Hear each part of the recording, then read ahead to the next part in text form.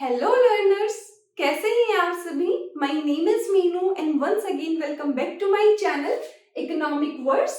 Previous lecture में हमने पढ़ा था डिटर्मिनेंट्स ऑफ डिमांड के बारे में and today we will be studying the law of demand, its meaning, its assumptions, the reasons behind it, exceptions and everything that you need to know about it. So without any delay, let's get started. तो friends, law of demand को पढ़ने से पहले एक और important term को समझना बहुत जरूरी है, that is utility, a very very important element to derive the law of demand. Now if I ask you a question that why do we demand for something, हम किसी भी चीज की डिमांड क्यों करते हैं, क्यों हम किसी भी चीज को परचेज करते हैं, तो आपका आंसर होगा कि मैम बहुत ही सिंपल सा आंसर है इस चीज का कि किसी भी कमोडिटी को कंज्यूम करने पर हमें सेटिस्फेक्शन मिलता है, इसीलिए हम उसकी डिमांड करते हैं. फॉर एग्जाम्पल, आप पिज्जा क्यों खाते हैं? क्योंकि उसको कंज्यूम करने पर आपको सेटिस्फेक्शन मिलता है, बेसिकली आपको अच्छा लगता है उसको कंज्यूम करना. तो इकोनॉमिक्स में इसी अच्छा लगने और इसी सेटिस्फेक्शन को हमने एक नाम दिया है and that name is utility. तो इकोनॉमिक्स में हम यूटिलिटी को कैसे देखते हैं, कैसे पढ़ते हैं? Let's see that utility is the want satisfying power of a commodity. मतलब कि एक कमोडिटी की सेटिस्फाइंग पावर को हम क्या बोलते हैं? यूटिलिटी. और we can say that it measures the level of satisfaction of a consumer from the consumption of a commodity.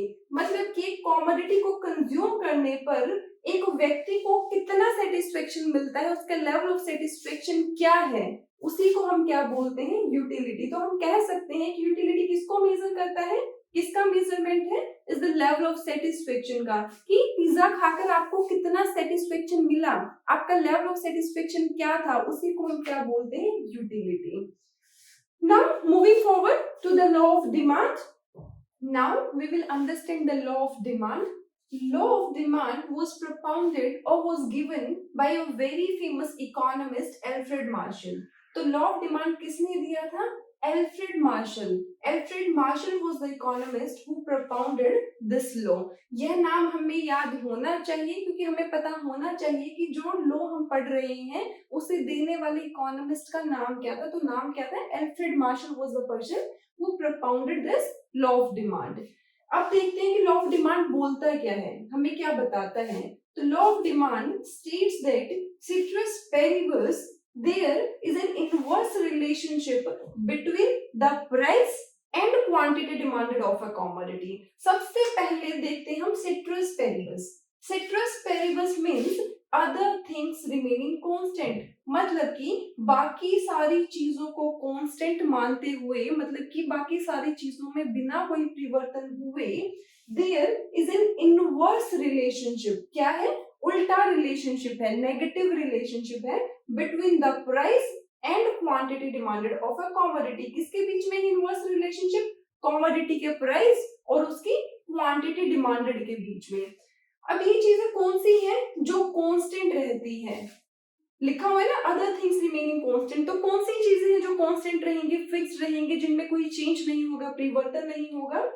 All the factors other than price that affects the demand for a commodity. मतलब कि वो सारे determinant जो हमने पढ़े थे जो affect कर रहे थे डिमांड को, means determinants of demands of price of the commodity को छोड़कर, जो क्या थे? Income of the consumer, price of the related goods, taste and preferences, expectations about changes in prices, उन सभी को क्या मानेंगे? उन सभी को हम मानेंगे कांस्टेंट. क्यों? क्योंकि उनकी चेंज होने की वजह से जब भी कंज्यूमर की इनकम इंक्रीज या डिक्रीज हो रही थी तो उसका क्वांटिटी डिमांडेड पर भी तो अफेक्ट हो रहा था. सब्स्टिट्यूट गुड्स या फिर कॉम्प्लीमेंट्री गुड्स के प्राइसेस अगर चेंज होते हैं तो quantity demanded of the commodity पर अफेक्ट होता है. सिमिलरली टेस्ट एंड प्रेफरेंसेस के चेंज होने का भी इफेक्ट होता है, expectations about changes in prices का भी इफेक्ट होता है.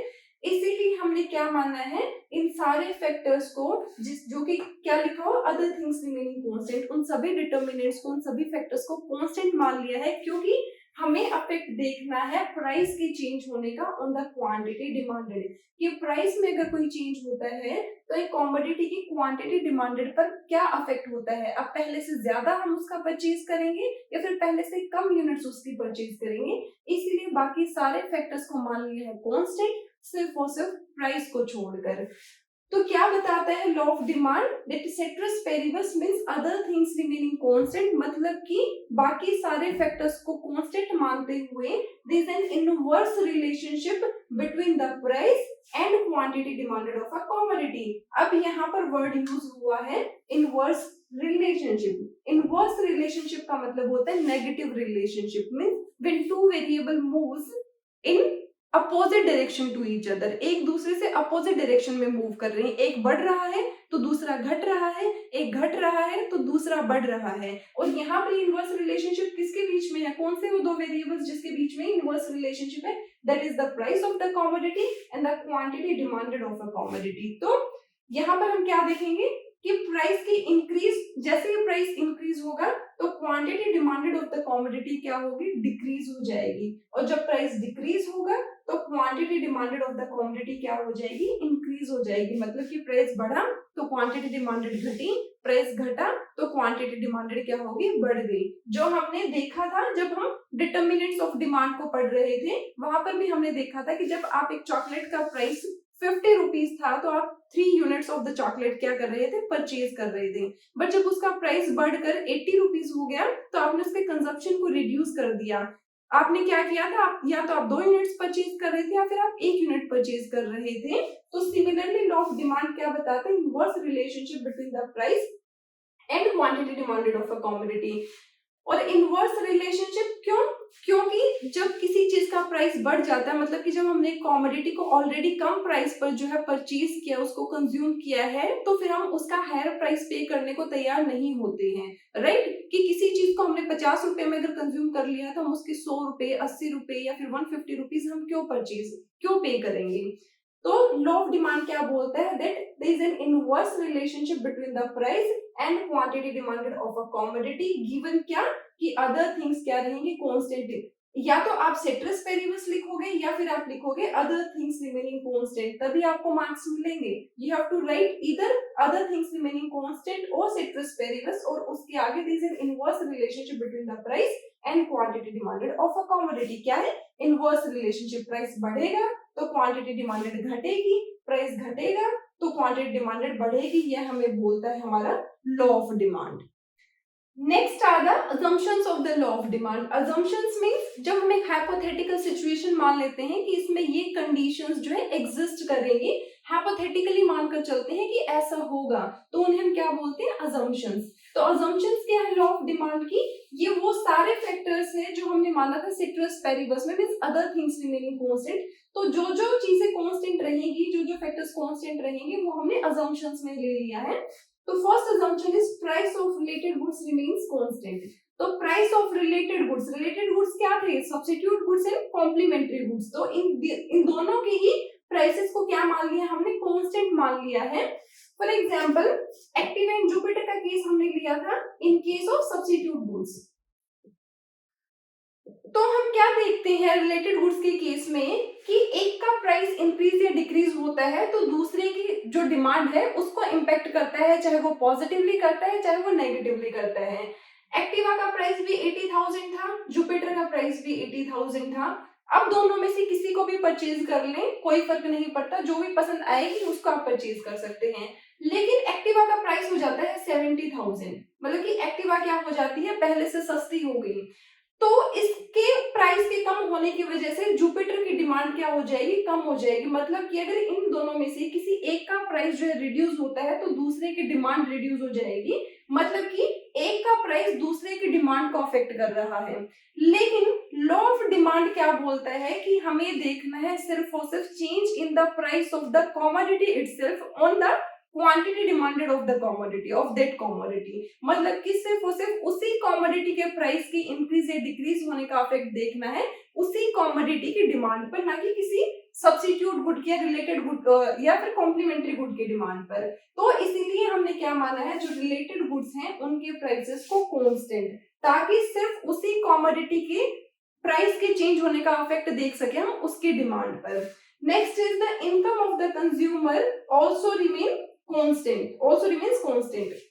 हमने देखा था कि इनकम के चेंज होने का भी अफेक्ट होता है किस पर? डिमांड पर। किसी भी कॉमोडिटी की क्वांटिटी डिमांडेड पर कंज्यूमर की इनकम के बढ़ने या घटने का जो है अफेक्ट पड़ता है। अगर वो नॉर्मल गुड्स हैं तो इनकम इंक्रीज होगी तो डिमांड इंक्रीज होगी, अगर इनकम डिक्रीज होगी तो डिमांड डिक्रीज होगी। अगर इंफीरियर गुड है तो इनकम इंक्रीज होगी तो क्वांटिटी डिमांडेड रिड्यूस होगी, इनकम डिक्रीज होगी तो क्वांटिटी डिमांडेड इंक्रीज होगी। तो इसीलिए क्या किया है, कंज्यूमर की जो इनकम है उसको भी कांस्टेंट माना है कि पहले अगर वह 10,000 रुपए कमा रहा था तो अभी भी क्या कर रहा है, वो 10,000 रुपए ही कमा रहा है। Now third is taste and preferences remains constant, कि जो टेस्ट एंड प्रेफरेंसेस है वो क्या रहेंगे, वो भी कांस्टेंट रहेंगे, क्योंकि टेस्ट एंड प्रेफरेंसेस भी एक कमोडिटी की डिमांड को क्या करते हैं, अफेक्ट करते हैं। अगर फेवरेबल होंगे तो डिमांड बढ़ेगी, अनफेवरेबल होंगे तो डिमांड घटेगी। इसीलिए टेस्ट एंड प्रेफरेंसेस को भी क्या माना है, कांस्टेंट माना है, ताकि सिर्फ और सिर्फ प्राइस का अफेक्ट देख सके डिमांड पर। Fourth is expectations about change in prices also remains unchanged और also remains constant, कि जब हमें एक्सपेक्टेशन होती है कि किसी कॉमोडिटी का प्राइस जो है फ्यूचर में कम हो जाएगा तो हम क्या करते हैं, उसकी परचेजिंग को क्या करते हैं, पोस्टपोन करना स्टार्ट कर देते हैं करंट प्राइसेस, तो करंट टाइम पर उसकी डिमांड क्या हो जाती है, कम हो जाती है। And vice versa is the case, जब हमें लगता है कि फ्यूचर में प्राइसेस इंक्रीज हो जाएंगे तो हम एट करंट प्राइसेस पर उस कॉमोडिटी की डिमांड को बढ़ा देते हैं। तो मतलब कि एक्सपेक्टेशंस जो होती है अबाउट चेंजेस इन प्राइसेस वो भी अफेक्ट करती है डिमांड फॉर अ कमोडिटी को, तो इसलिए इनको भी क्या मान लिया हमने, कांस्टेंट मान लिया है। तो अजम्पशंस क्या होगी, रिलेटेड गुड्स के प्राइसेस क्या है, कांस्टेंट रहेंगे, कंज्यूमर की इनकम कांस्टेंट रहेगी, टेस्ट एंड प्रेफरेंसेस कांस्टेंट रहेंगी, एंड एक्सपेक्टेशंस भी क्या रहेंगे about changes in prices constant रहेगी। तो अदर थिंग्स रिमेनिंग कांस्टेंट और सिट्रस वेरिएबल्स में हमें ये चार फैक्टर्स हैं जिनको हमें कांस्टेंट मानना है। अब next is demand schedule. Schedule क्या होता है स्टूडेंट्स, शेड्यूल होता है टेबुलर रिप्रेजेंटेशन, मींस जब हम अपने डेटा को टेबल की फॉर्म में रिप्रेजेंट करते हैं, शो करते हैं, मींस रोज एंड कॉलम्स की फॉर्म में जब हम अपने डेटा को रिप्रेजेंट करते हैं तो उसे हम बोलते हैं शेड्यूल। डिमांड शेड्यूल क्या हो जाएगा, tabular representation of quantity demanded of a commodity at different price levels, different price levels पर, वेरियस प्राइस लेवल्स पर क्वांटिटी डिमांडेड कैसे चेंज हो रही है, वो क्या कहलाता है, डिमांड शेड्यूल। तो इन द फर्स्ट कॉलम हमने क्या लिया है, price, and in the second column we have shown quantity demanded. Price को हमने रुपीस की फॉर्म में शो किया है, क्वांटिटी डिमांडेड को हमने शो किया है यूनिट्स की फॉर्म में। तो जब प्राइस है 10 rupees, let's say this quantity demanded किसकी है, चॉकलेट की। जब इस चॉकलेट का प्राइस है 10 रुपीस तो कितनी यूनिट जो है डिमांड की जा रही थी, 2 यूनिट्स।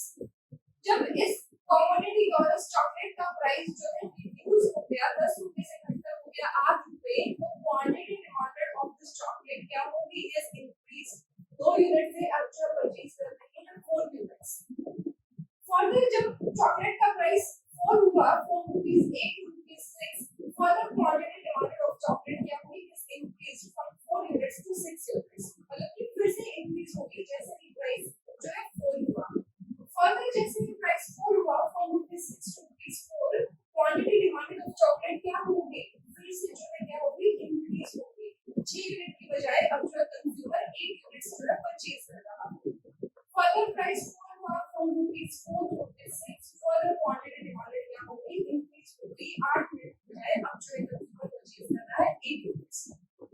तो जैसे जैसे प्राइस 4 हो रहा है वैसे वैसे क्वांटिटी डिमांडेड ऑफ चॉकलेट क्या हो रही है, इंक्रीज हो रही है। 2 यूनिट से बढ़कर 4 यूनिट, फिर 6 यूनिट एंड सो।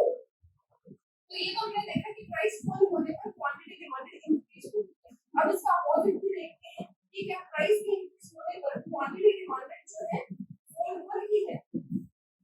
तो जब प्राइस था रुपीस 2, चॉकलेट का प्राइस था 2 रुपए, तो कितनी यूनिट्स परचेज की जा रही थी चॉकलेट की, 10 यूनिट्स। अब प्राइस इंक्रीज हो गया from rupees 2 to rupees 4, quantity demanded of chocolate क्या होगी, क्वांटिटी डिमांडेड ऑफ चॉकलेट क्या होगी, 4 होगी। 10 यूनिट्स की बजाय अब परचेज कर रहे हैं consumer 8 units. Further price increase हुआ 4 रुपए से 6 रुपए, तो क्वांटिटी डिमांडेड जो है क्या होगी, फिर से जो है 4 होगी, फ्रॉम 8 यूनिट्स टू 6 यूनिट्स। पहले 8 यूनिट्स परचेज कर रहे थे, अब 6 यूनिट्स परचेज कर रहे हैं। सो आप देख लीजिए 6 से बढ़कर जब 8 रुपीस हुआ तो क्वांटिटी डिमांडेड फर्दर 4 होगी, from 6 units to 4 units, 8 ₹10 quantity demanded क्या होगी, फिर से जो है 4 होगी, पहले 4 यूनिट्स परचेज कर रहे थे, अब परचेज कर रहे हैं 2 यूनिट्स। तो प्राइस जैसे जैसे इंक्रीज हो रहा है वैसे वैसे क्वांटिटी डिमांडेड ऑफ चॉकलेट क्या हो रही है, वो 4 हो रही है, मतलब कि अब कम यूनिट्स परचेज कर रहा है जैसे जैसे प्राइस जो है इंक्रीज हो रहा है। तो यहाँ पे हमने देखा कि इनवर्स रिलेशनशिप है between price and quantity demand. अब इसी डेटा को हम रिप्रेजेंट करेंगे ग्राफ की फॉर्म में। तो अब हम देखेंगे डिमांड शेड्यूल से डिमांड कर्व। कर्व क्या होती है, कर्व होती है ग्राफिकल रिप्रेजेंटेशन, मतलब जब हम अपने डेटा को ग्राफ की फॉर्म में रिप्रेजेंट करते हैं, ग्राफ आपने मैथ्स में भी पढ़े हैं, फिजिक्स में भी पढ़े हैं, तो सिमिलरली हम इकोनॉमिक्स में भी ग्राफ्स का यूज करते हैं। तो डिमांड को शो करती है graphical representation of the quantity demanded of a commodity at different price levels. यहाँ पर क्या है टेबुलर रिप्रेजेंटेशन और यहाँ पर क्या है ग्राफिकल रिप्रेजेंटेशन है quantity is the at different price levels. तो यहाँ पर हमने x एक्सिस लिया है, यहाँ पर हमने y एक्सिस लिया है। x एक्सिस पर हमने लिया है quantity demanded which is shown in terms of units, and on y axis we have taken price which is shown in terms of rupees. तो यहाँ पर हमने प्राइस को शो किया है, यहाँ पर क्वांटिटी डिमांडेड। तो अभी हम देखते हैं कि जब प्राइस कितना था 10 रुपीस, तो कितने यूनिट्स परचेज की जा रही थी चॉकलेट की, 2 यूनिट्स परचेज की जा रही थी। अब प्राइस क्या हुआ, प्राइस 4 हुआ, from 10 rupees to 8। Quantity demanded क्या हुई, अब क्या हुआ ज्यादा यूनिट्स परचेज की जा रही थी, पहले 2 यूनिट्स परचेज की जा रही थी 10 रुपए पे, अब 8 रुपए जब प्राइस हो गया तो क्या हो गया 4 यूनिट्स परचेज की जा रही है, तो क्वांटिटी डिमांडेड क्या होगी, इंक्रीज होगी। फर्दर प्राइस 4 हुआ फ्रॉम ₹8 to ₹6, तो क्वांटिटी डिमांडेड क्या हुई, फर्दर इंक्रीज हुई। प्राइस 4 हुआ फर्दर, तो क्वांटिटी डिमांडेड फर्दर इंक्रीज हुई from 4 units to 6 units. Further price क्या हुआ फ्रॉम 6 रुपीस टू क्या हो गया 4 रुपीस। अब क्या हुआ, प्राइस 4 हुआ, क्वांटिटी डिमांडेड क्या हुई 6 रुपीस पर परचेज की जा रही थी 6 यूनिट्स, अब 4 रुपीस पर कितनी यूनिट्स परचेज की जा रही है 8 यूनिट्स, फर्दर इंक्रीज हो गई।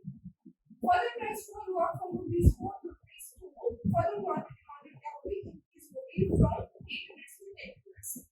तो जैसे जैसे प्राइस 4 हुआ वैसे वैसे क्वांटिटी डिमांडेड क्या हुई, इंक्रीज हो गई।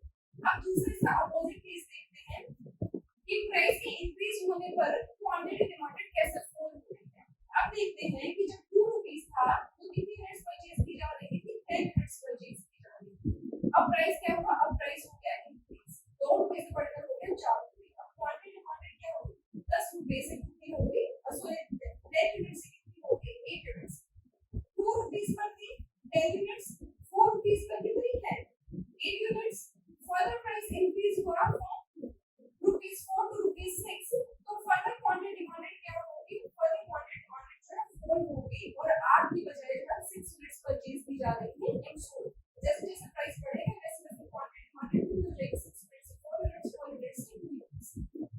तो in this way we can say that there is an inverse relationship between the price and quantity demanded of the commodity. Price घटेगा क्वांटिटी डिमांडेड बढ़ेगी, प्राइस बढ़ेगा क्वांटिटी डिमांडेड क्या होगी, रिड्यूस होगी। अब अगर इन पॉइंट्स को जो कि है point L M N O P, अगर हम इनको जो है ज्वाइन कर दें तो हमें मिलती है डिमांड कर्व, जिसको हमने शो किया है TDC। तो हम यहाँ से देख सकते हैं कि जो हमारी डिमांड कर्व है वो क्या है, वो है डाउनवर्ड स्लोपिंग। डाउनवर्ड स्लोपिंग और डाउनवर्ड स्लोपिंग क्यों है स्टूडेंट्स, अभी बताया था डाउनवर्ड स्लोपिंग इसलिए है कि नेगेटिव और इनवर्स रिलेशनशिप शो कर रही है between the price and quantity demanded, that's why our demand curve is downward sloping. अगर डायरेक्ट रिलेशनशिप शो करते हैं तो डिमांड कर्व कुछ इस तरीके से हमें जो शो करती है पॉजिटिव रिलेशनशिप, एक वेरिएबल बढ़ रहा है तो दूसरा भी क्या हो रहा है, इंक्रीज हो रहा है, एक डिक्रीज हो रहा है तो दूसरा भी क्या हो रहा है, डिक्रीज हो रहा है। बट हमारी डिमांड कर्व क्या है, डाउनवर्ड स्लोपिंग। क्यों, क्योंकि एक के बढ़ने पर दूसरा वेरिएबल क्या हो रहा है, घट रहा है, इसलिए हमारी डिमांड कर्व क्या है, डाउनवर्ड स्लोपिंग है। और डाउनवर्ड स्लोपिंग डिमांड कर्व जो है रिप्रेजेंट करती है किस चीज को, नेगेटिव और इनवर्स रिलेशनशिप। इसको नेगेटिव और इनवर्स रिलेशनशिप, कोई नेगेटिव और इनवर्स रिलेशनशिप इसके बीच में है price and quantity demanded of the commodity. तो डिमांड कर्व क्या होती है, हमारी डाउनवर्ड स्लोपिंग होती है, जो शो करती है प्राइस एंड क्वांटिटी डिमांडेड के बीच का रिलेशनशिप। डिमांड कर्व क्या शो करती है, it shows the negative relation between price quantity demanded of a commodity. और लॉ ऑफ डिमांड में हम क्या देखते हैं, the affect of change in price on the quantity demanded of a commodity. तो प्राइस क्या हो जाता है, प्राइस हो जाता है इंडिपेंडेंट वेरिएबल और क्वांटिटी डिमांडेड क्या हो जाती है, डिपेंडेंट वेरिएबल। इंडिपेंडेंट वेरिएबल कौन सा होता है, जो किसी दूसरे वेरिएबल को अफेक्ट कर रहा है, और डिपेंडेंट वेरिएबल कौन सा होता है, जो किसी दूसरे वेरिएबल की वजह से अफेक्ट हो रहा है। तो जो अफेक्ट कर रहा है वो क्या है, प्राइस इन दिस केस, और जो अफेक्ट हो रहा है दूसरे वेरिएबल से वो क्या है, quantity demanded. That's why price is independent variable and quantity demanded is dependent variable in the law of demand. अब हमने डिमांड कर्व को देख लिया, यहीं से हम क्या देख सकते हैं, slope of the demand curve. तो डिमांड कर्व से हम निकाल सकते हैं slope of the demand curve. Slope क्या होता है, स्लोप मेजर करता है स्टीपनेस ऑफ अ लाइन और अ कर्व। एक लाइन और एक कर्व की क्या मेजर करता है, steepness, means the rate at which a line और अ कर्व मूव्स अपवर्ड और डाउनवर्ड। और स्लोप हमें मिलता कैसे है, slope is given by change in the value of variable on the y axis divided by change in the value of variable on the x axis. हमने maths में बहुत बार पढ़ा है ये फॉर्मूला कि स्लोप हमें कैसे मिलता है कि y एक्सिस पर, मतलब कि वर्टिकल एक्सिस पर जो वेरिएबल है उसकी वैल्यू में जो चेंज हुआ उसको डिवाइड कर दे by change in the value of variable on the x axis, that is horizontal axis. तो डिमांड कर्व का स्लोप हमें कैसे मिलेगा, डिमांड कर्व के केस में vertical axis means y axis पर कौन सा वेरिएबल है हमारे पास, प्राइस, एंड x एक्सिस पर कौन सा वेरिएबल है हमारे पास, क्वांटिटी डिमांडेड। तो स्लोप ऑफ डिमांड कर्व क्या हो जाएगा, change in price divided by change in quantity demanded. और चेंज इन प्राइस को हम लिख सकते हैं delta p divided by delta p divided by delta q। Delta किस चीज को रिप्रेजेंट करता है, डेल्टा शो करता है चेंज को, it is a symbol for change. p price को शो करता है एंड q शो करता है क्वांटिटी डिमांडेड को।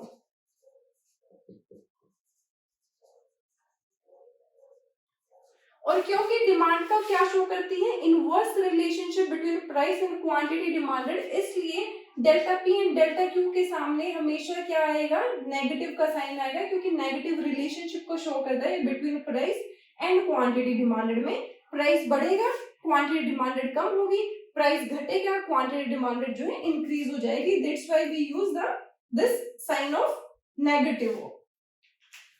सो friends, this was all about today's lecture. I hope कि आपको समझ में आया होगा law of demand. Next video में हम देखेंगे the reasons behind this negative relationship between price and quantity demanded and the exceptions of this law. So thank you very much for watching this video, and if you found this video useful, then do like it, share it, and also don't forget to subscribe to my channel.